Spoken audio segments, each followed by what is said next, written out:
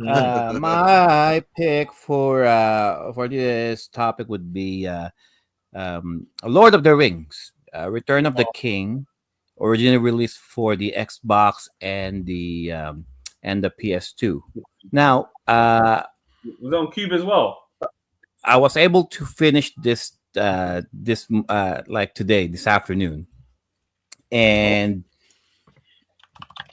uh, I watched the original trilogy. Well, the Return of the King came out like what 2004, so it's been like 20 years Two since decades off. Amazing. yeah, 20 years, right? God Yeah. damn. So 20 years since I watched the movie, first time on the cinema, and then I watched the DVD soon after when it was released. You watched And the extended cut. oh, I haven't. Oh, That's the one to watch, man. You get to see Sauron's mouth and everything. Anyway, ain't nobody got time for that. Okay, that so is the only way. all To right, watch it. so about this game, okay. So when I first started this game, I thought, okay, people keep saying that this is one of the best Lord of the Rings games out there, and I'm like, hey, it's for the PS2 and the Xbox. So the year's 2000, so we got a lot more going on technology wise in terms of gaming, and one of the things that one of the few things that I like about this game is that how they use the video clips from the movie as a tie-in with this game, and every so often they will show you the some of the clips from the movie, and then they transition seamlessly into 3D game graphics. And I'm like, okay, I didn't really. Oh, at first I'm like, oh, at first I didn't really notice it, and like, oh, how that was pretty that was pretty creative and clever of the developers when they did that. And so for the characters here, you got everyone. If you're familiar with the trilogy, so you can play as Gandalf, Aragorn, the Fellowship, Legolas, Gimli, the Hobbits, Frodo, Samwise, Merry, uh, Pippin, and even Faramir. Oh, um, Mary and so it's Mary, Pippin, Mary Poppins. It's Mary, Pippin, and Faramir. These three characters are unlockable once you finish the game on your first run. Then you can then then that's the time they will be playable. Uh, if you're the type of person who really wants to play the game based on how the movie transpired, there will be three arches here. So the game starts you off with the Battle of Helm's Deep, when the Rohirrim army from Rohan uh, battles, joins the fray during the Battle of Helm's Deep. So you will first control Gandalf. See how seamless that was. So from the game, from the movie, immediately you're being thrown to the game itself. And one of the things that I didn't particularly like about this game is that the game assumes that you already played the other two video games. The Fellowship of the Ring and the Two Towers also came out for the PS2. So this is my first playthrough, and the game didn't really teach me anything. There was no tutorial whatsoever on what you're supposed to do and what's the mission objective of the game. You will see some you will just see like like a prompt, what to press, like triangle, what's square, what is circle, what is X, what is L1, what is R2, and all that. But with all of the madness going on, as you can see in the gameplay, it's very hack and slash kind of video game. And and I'm like, okay, well, what am I supposed to do here? Because like I mentioned, I what I'm going here with this is that I'm trying to remember some of the aspects from the movie.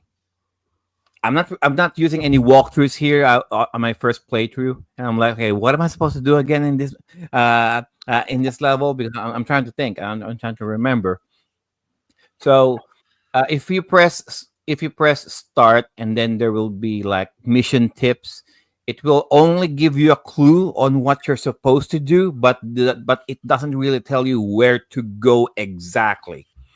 So a lot of times you'll be battling a lot of enemies here: orcs, urukai, trolls. Uh, a lot. Bunch of uh, uh, armies from Isengard and Mordor, and there are a lot of set pieces from the movie that they replicated as much as possible as they could have, and there's no jumping function in this. It's just you running, and I'm like, if you're using Gandalf, right, and Gandalf, for the most part, he's a wizard, and I'm like, you know what I mean? Like, why is he using a sword? I mean, like, I'm supposed to be using like magic here, right?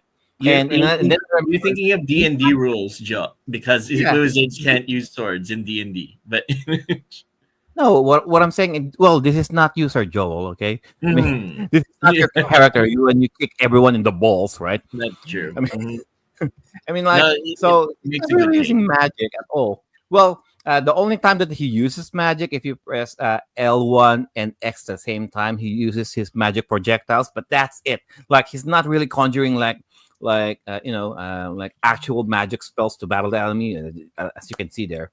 So, and one of the things that another thing that I like about this game is that you really need to use all of your so you really need to think and look at your surroundings, because sometimes there are some items out there that you can use to your advantage when you're fighting the enemy.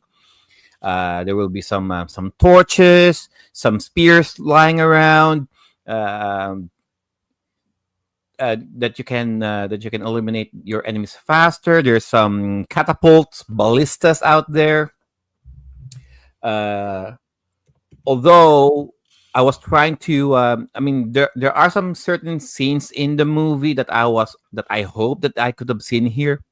Like, for example, in Return of the King, in the movies, when they lit the bastions, it wasn't in that scene. It's not you can it's not here in this game. All right, I mean, out of all of the scenes that they could have cut from the movie that they could have included in this game, they chose not to show that one. I mean, it, it's one of the baddest scene in the movie, right? Lighting the beacons. The beacons are lit. Gondor calls for aid, and Rohan will answer. Nothing. You know, I was waiting for that. Anyway, for every enemy that you defeat, you'll get some experience points. Hmm. And depending on how well you fought them, depending on whether how many times you got hit, it that will also affect how many experience points that you'll get. Every end of the mission, then you'll get your experience board. The more experience that you'll get, the more chance that you'll be able to purchase some upgrades in your abilities. Okay, like more health, stronger attacks, stronger projectiles, all of that stuff. And the way they did in this game is that because they're trying to make sure that they're trying to be as faithful to the movie, they made it into three compartments, just like the movie did. You got the path of the Hobbit, where Sam and Frodo tangent away from the Fellowship. You got Aragorn, Legolas, and Gimli when they went to get the help from the undead soldiers, and then you got uh, Gandalf's path when he went straight to Gondor, tried to convince the king to fight against Mordor and Isengard. So yeah, and then eventually all three converge all the way when you reach the black gates of Mordor. I mean, playing this game for the first hour that I played, I like, I really wanted to watch the extended cut now. The Surferach point. I really wanted to watch the movie now, like the whole trilogy, the extended cut. If I can find it, well, I'll find it in the I'll find it in Pirate Bay. Fuck. No, you Okay, let me see. look, it's look. I hear Hey, it. so- I've got the whole and middle on 4K. there you go. There, No, there it is. The and trilogy right there. the art Okay. books and everything. In Now. You And go for the book. You You go for read the the book. entire thing. This is what you do. Um, No, you so don't. what? Movie. So what else? So what else to say about this game? Oh, it's kind of it's kind of a cheat. What Who they're reads what the they book? Who's did. got time to read that shit? Ain't nobody's got time to read that bullshit book. No, Try no, to- no, no. All the Reading- missing scenes, everything that you can do. This is Well, what you use. I'll tell you Your something. imagination, right here. This is what Well, you're in. All of You read Harry Potter. You don't read the flipping Lord of the Rings book. Right? But Harry Potter, my God, you're talking about a villain that can't even beat a school of kids. You're talking, and none of the other magical schools even sent any help from any. They talked about other magical schools all over the world. and Boba Voldemort couldn't even beat the school, a school of kids in one school. Anyway, Harry Potter is a Um, franchise. It's done better than Lord of the Rings. I'll say it now. oh, Made more So- money. It's the second highest grossing franchise in movie history after the Marvel Cinematic Universe. And the video games, there's just more video games than Harry Potter. Fuck Lord of the Rings. There, I said it. All right? All right? And let's get one thing straight. There's only one return, and it's not of the king, it's of the Jedi. All right? All right? That's it.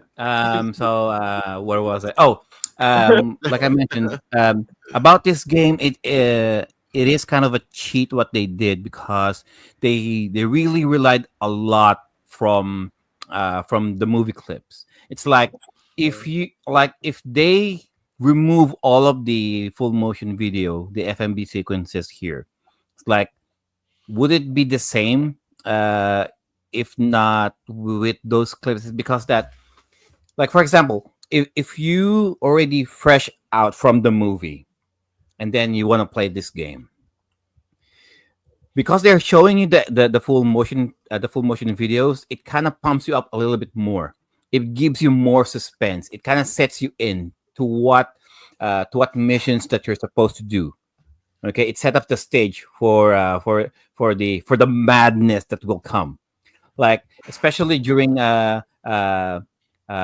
uh, especially during some of the set pieces when all of the orcs and all the urkhas are coming right at you at the same time. And another thing that I hated about this game, okay, nitpick time, rant time. Okay, the AI for this game sucks bullshit. All right.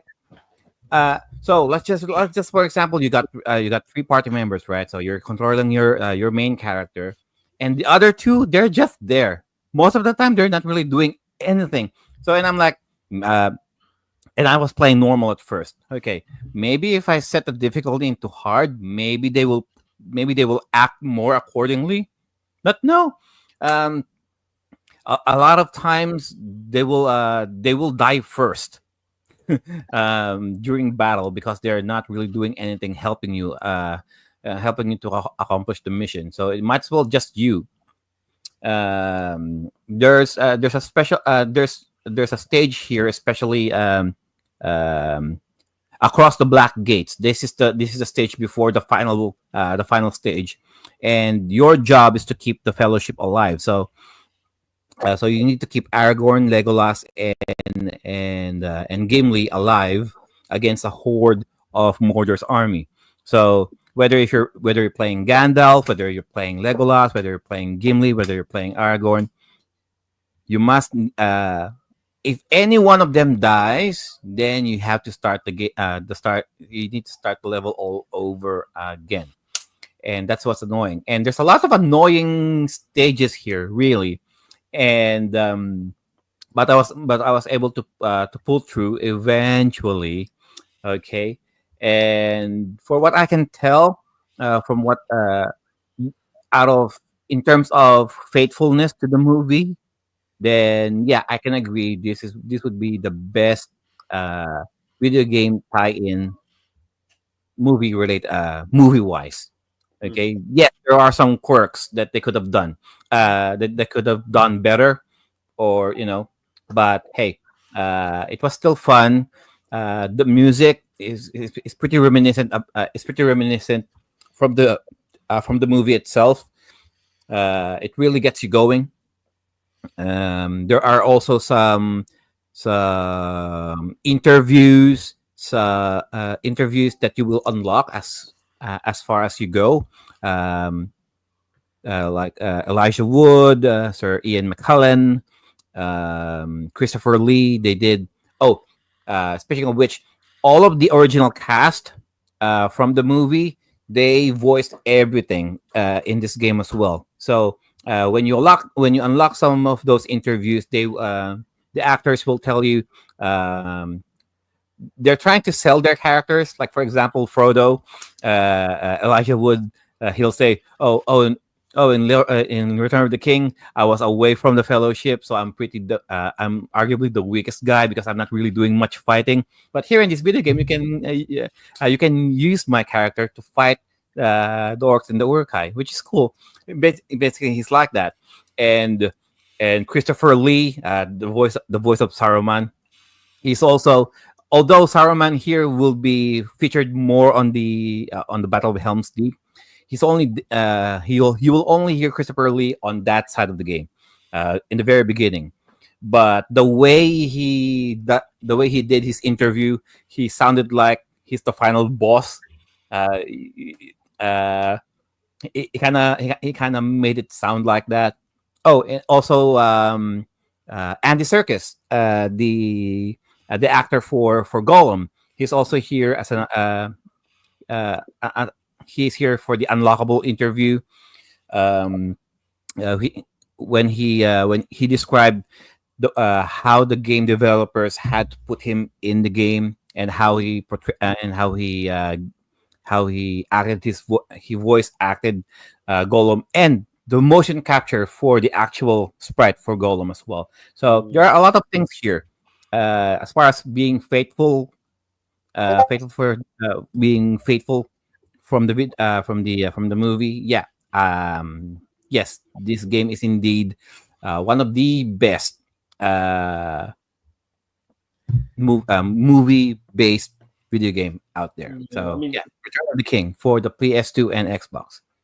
it was also on the GameCube as well. I'd like to add, what you GameCube. hating on Nintendo for, but yeah, it was also on PC, and there was also a Game Boy Advance port on this as well. I was not aware. Not hating, but I'm just messing about.